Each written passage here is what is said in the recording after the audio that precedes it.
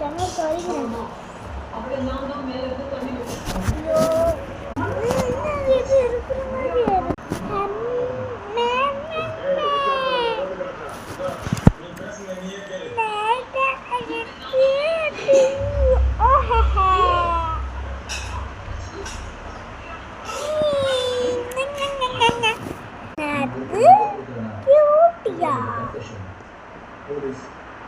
அப்ப உங்களுக்கு கிடைக்க கூடாதுன்னா